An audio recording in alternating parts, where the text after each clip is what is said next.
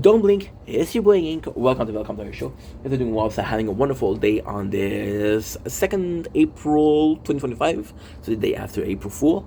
Today we are giving out my first thoughts on the game Solo Leveling Arise.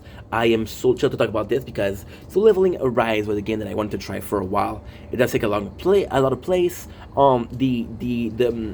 My personal issue when it comes to mobile gaming is there's so many games, and there's so many games, which means that there's a ton of great games, but a ton of bad games. So it's like, okay, fuck, what am I supposed to do now? I'm gonna be honest and say I've played solo leveling only because of the hype.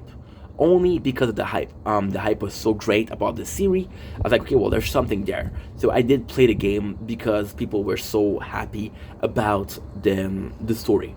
So one of the only game that I can think about where I'm playing because people are hype about it versus I'm playing because I feel like playing it. But when I got into the game, I completely fell in love with the game, and it's such a good game. So I'm gonna give you my pros and I'm gonna give you my cons. I'm gonna give you my cons first because they're next to none. There is next to none. The cons is I only got one cons, to be honest, and it's that there's a lot of backtrack.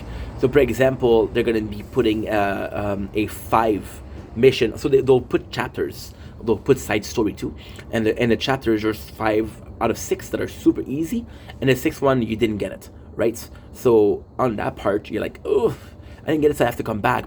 And it's not really a problem, but it's a problem when you're trying to get some progression. So okay, well, I did this story, I unlocked something new, I'll go back there because I can finish it, then I'll go back, but then I unlock also side chapters. So it's not very linear, which is something that people will like, but for a more narrative speaking game, it's a bit of a flaw. Now, the positive, the game is interesting, the hunters are interesting. What I really like is that they all have those unique menu, they all have those skills. So it's not so much about increasing one skill, it's not so much about, oh, well, I'm increasing, for example, when I talk about anime games. I think about two games in particular. I'm talking about Tokyo Ghoul, which is a game that we play a lot, and we're talking about Dragon Ball Z, and both of these games you can upgrade something, and it'll look great for everybody. Or a lot of them will have similar move. For example, with Dragon Balls, it does feel like I haven't played a game. I didn't play Sparking Zeros. I didn't play Kakarot. Last time we played was possibly Xenoverse 2, and it did feel like a lot of those characters had a similar, if not the exact same mechanics when it comes to fighting. That's a bit of a problem because you want it to feel different. Solo leveling does that phenomenally. What I like about the solo leveling game and mechanics about characters is when you run, it's gonna be the same shit. When you're taking damage or you're getting stunned, it's gonna be the same shit. There's there's something that's very similar, so the game feel familiar. But there's also some instances where it's completely different. What I also like is the ascension system of getting shards, which is something that we saw. However, what I do like here is when you upgrade those characters, there's a really nice screen. You can fuse weapon, which is really cool because there's a lot of fodder weapon. Now we still have to find something to do with those weapons because we have much of weapon that we're not using. What I like about the game is there's a large amount of hunter. We've been playing for a week. We already have around 15 to 20 month hunter unlocked, which is actually pretty good.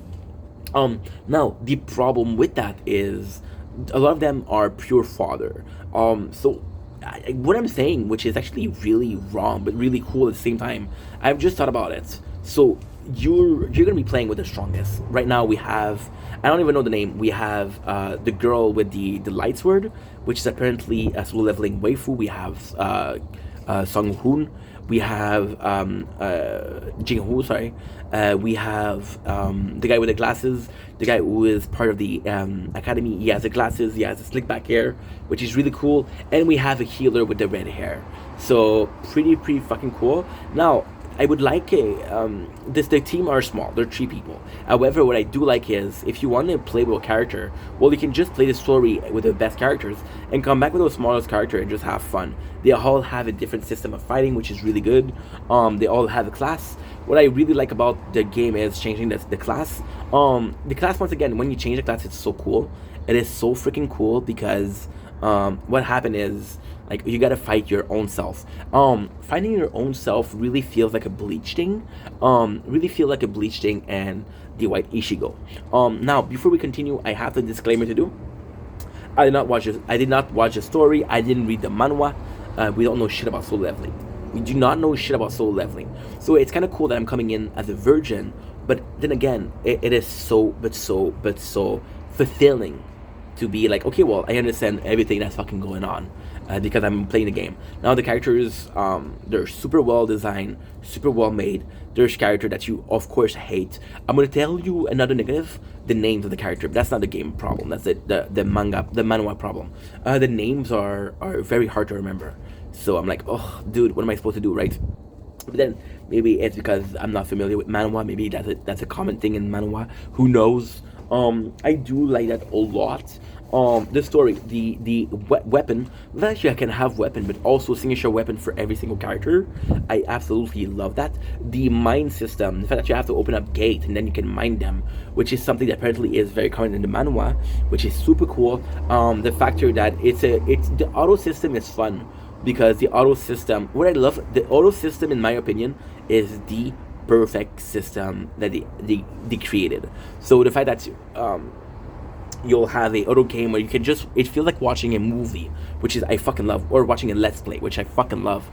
However, there is some chapters or there is some part of the story where it's gonna be a lot harder. So then you'll fail and you're like, okay, well, you cannot be hit more than that. What you do is you'll fail and then you come back and you play manually or semi-automatically. So that I really enjoy. It's not only automatic. There's sometimes that we're telling you like, yo, you've been doing that for a while. Please play the game, right? So that I really enjoy. And that's pretty much it, to be honest. I'm following the story, I'm continuing the story. Now, there is another disclaimer, there is another little bit of an issue. And a little bit of an issue is that I will not be playing a while. First of all, we have the 19 where we're starting to stream again. Second of all, I don't want to wait. So what I'll do is I'll play until the season 2 ending. I'll check out what is it going on. I know he's fighting the End King, so I'll probably just do the End King and then re-download the game way later when season 3 is finished. I don't like waiting. That's it. So that's pretty much it. Anyway, I love you guys. Take it easy. Peace.